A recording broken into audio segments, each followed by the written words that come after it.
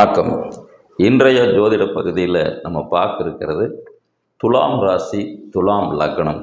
இவர்களுக்கு 2025ஆம் ஆண்டு மாற இருக்கிற குரு பயிற்சி, ராகுகேது பயிற்சி, சனி பயிற்சி, இந்த பயிற்சிகள் திருமண யோகத்தை கொடுக்குமா? இந்த பயிற்சியில் பார்த்திங்கன்னா குரு, ராகு, கேது, சனி 4 இடங்களில் மாற இருக்கக்கூடியது திருமணத்தை செய்து கொடுக்குமா? 4 இடம், 4 பாவக மாற்றங்கள் இந்த வருடங்கள் ஆகுது. சரி, இப்போ இந்த பயிற்சிகள் திருமண யோகத்தை கொடுக்குமா அப்படின்னு சொல்லி பார்த்தோம்னா, பொதுவாக துலாம்னு எடுத்துக்கிட்டோம்னாலே, துலாம் அப்படின்னு சொல்லக்கூடியது 12 ராசிகளில் 7வது ராசி. 7வது ராசி, 7வது லக்னம். இவர்களுக்கு பார்த்திங்கன்னா பஞ்சபூதங்களில் நெருப்பு, பூமி, காற்று, நீர்னு சொல்கிறதுல இவர்கள் காற்றின் தத்துவத்தில், காற்றின் தன்மையில் இருப்பாங்க. அதே மாதிரி இயக்கங்கள் அப்படின்னு சொல்லி எடுத்துக்கிட்டோம்னாலே சரம், ஸ்திரம், உபயம் அப்படின்னு சொல்லக்கூடியதில் சர இயக்கமாக இருக்குது. சரம் அப்படின்னா வளர்ச்சி அடையக்கூடிய ஒரு இயக்கமாக இது இருக்குது.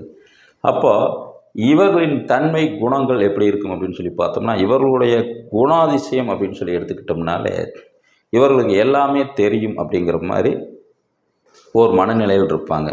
மற்றவர்களை விட இவங்க பார்த்திங்கன்னா உயர்ந்த இடத்துல இருக்கக்கூடியவங்களாகவும், தனக்கு எல்லாமே தெரியும் அப்படின்னு சொல்லக்கூடியதாகவும், தற்பெருமை பேசக்கூடியவர்களாக இருப்பாங்க. அதே மாதிரி துலாம் அப்படிங்கிறத எடுத்துக்கிட்டோம்னாலே கொஞ்சம் எந்த விஷயங்களையுமே கொஞ்சம் முன்கூட்டியே கொஞ்சம் அந்த விஷயங்களை கெஸ் பண்ணக்கூடிய அமைப்பு அப்படிங்கிறது அதிகமாக இருக்குது. புரிந்து கொள்ளக்கூடிய தன்மை அப்படிங்கிறது இவங்களுக்கு அதிகமாக இருக்குது. சரி, இவர்களுக்கு பெயர்ச்சி அடையக்கூடிய கிரகங்கள் பாவகத்தில் எப்படி மாற்றம் அடையுது அப்படின்னு சொல்லி பார்க்கலாம். இது நாள் வரைக்கும் துலாத்துக்கு பார்த்திங்கன்னா 8ஆம் இடத்தில் இருந்த குரு 9ஆம் இடத்துக்கு பெயர்ச்சி அடையுது. அதே மாதிரி 6-12ஆம் இடத்தில் இருந்த ராகு, கேது 5-11ஆம் இடத்துக்கு பெயர்ச்சி அடையுது. 6ஆம் இடத்தில் இருந்த 5ஆம் இடத்தில் இருந்த சனி 6ஆம் இடத்துக்கு பெயர்ச்சி அடையுது. இந்த பயிற்சிகள் பார்த்திங்கன்னா துலாத்துக்கு ஜாதகர் சார்ந்த விஷயங்களுக்கு சாதகமாக இருக்குது. இப்போ எப்படின்னா, இப்போ எந்த விஷயங்களையுமே நம்ம அகம், புறம் அப்படின்னு சொல்லி பிரிச்சுக்கிற மாதிரி ஜாதகர் சார்ந்த விஷயங்களுக்கு இந்த பயிற்சிகள், இந்த இடமாற்றங்கள் சாதகமாகவே இருக்குது. இப்போது ராகு, கேதுக்களின் திசாபுத்தியோ, குருவின் திசாபுத்தி அந்தரமோ நடக்கும் காலகட்டங்கள் இவர்களுக்கு சாதகமாக இருக்குது. சனி மட்டும் பாதகமான இடத்துக்கு போகுது. இது மட்டும் அவர்களுடைய சுய ஜாதகத்தை பொறுத்து சில இடங்களில் மாறக்கூடிய ஒரு அமைப்பு அப்படிங்கிறது இருக்கும். சரி, இப்போ 7ஆம் இடம் அப்படின்னு சொல்லக்கூடியது கலஸ்திரஸ்தானம். இவர்களுக்கு திருமணம் அப்படிங்கிற விஷயங்களை பற்றி பார்க்கலாம். இப்போது துலாத்துக்கு 7ஆம் வீடு அப்படின்னு சொல்லக்கூடியது காலச்சக்கரத்துக்கு 1வது வீடு. அது மேசம். அது ஒரு நெருப்பு ராசி அப்படின்னு கூட சொல்லலாம். அப்போது இந்த இடத்துல இவர்களுக்கு வரக்கூடிய மனைவி எந்த மாதிரி இருப்பாங்க அப்படின்னு சொன்னால், ஒரு முன்கோபம் மிகுந்த மனைவி தான் வருவாங்க. ஏன்னா இது செவ்வாயோட வீடு. முன்கோபம், முரட்டுத்தனம் அப்படிங்கிற மாதிரியான விஷயங்கள் அவருக்கு வரக்கூடிய, இது கணவனாக இருந்தால் இது மனைவி, இது மனைவியாக இருந்தால் கணவன். அதே மாதிரி அவர்கள் மூலியமாக நல்ல அதீத பாசத்தோடு இருக்கக்கூடிய ஒரு அமைப்பாகத்தான் இருக்குது. அதே மாதிரி அவர்கள் மூலியமாக இவர்கள் வாழ்க்கை தரம் அப்படிங்கிறது மேலோங்கக்கூடிய ஒரு அமைப்பாகவே இருக்கும். இப்போ இது 7ஆம் இடத்துக்கு இந்த பயிற்சிகள் எப்படி இருக்குது அப்படின்னு சொல்லி பார்த்தோம்னா, 7ஆம் இடத்துக்கு 3ஆம் இடத்தில் குருவும், 5-11ஆம் இடங்களில் ராகு, கேதுவும், 12ஆம் இடத்தில் சனியும் இருக்குது. இந்த பயிற்சிகள் குரு, ராகு, கேது இந்த பயிற்சிகள் திருமணம் அப்படிங்கிற விஷயங்களுக்கு ரொம்பவே சாதகமாக இருக்குது.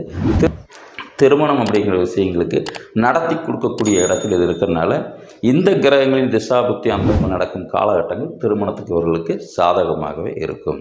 திருமணமானவர்களுக்கு, துலாத்தில் இருக்கக்கூடியவங்களுக்கு, திருமணமானவர்களுக்கு கவனமாக இருக்கக்கூடிய விஷயம் அப்படின்னு சொல்லி பார்த்தோம்னா, துலாத்துக்கு பார்த்திங்கன்னா வேலை அப்படின்னு சொல்லக்கூடிய விஷயங்களில் கணவன் மனைவியிடையே பிரச்சனை வரும். அதே மாதிரி நோயின் காரணமாகவும் பிரச்சனை வரும். மருத்துவம் பார்க்கறது மூலியமாகவும் கூட இவர்களுக்கு பிரச்சனை வரும். ஏதாவது ஒன்று இன்வெஸ்ட்மெண்ட், ஒரு முதலீடு பண்ணுறதுல கணவன் மனைவியிடையே பிரச்சனைகள் வரும். இந்த மாதிரி விஷயங்களில் கவனமாக இருந்துட்டாங்க அப்படின்னா இவர்களுக்குள்ளே திருமண வாழ்க்கையில் பிரச்சனை அப்படிங்கிறதே விட்டு கொடுத்து போயிட்டு அந்த விஷயங்களில் பிரச்சனை அப்படிங்கிறதே வராது.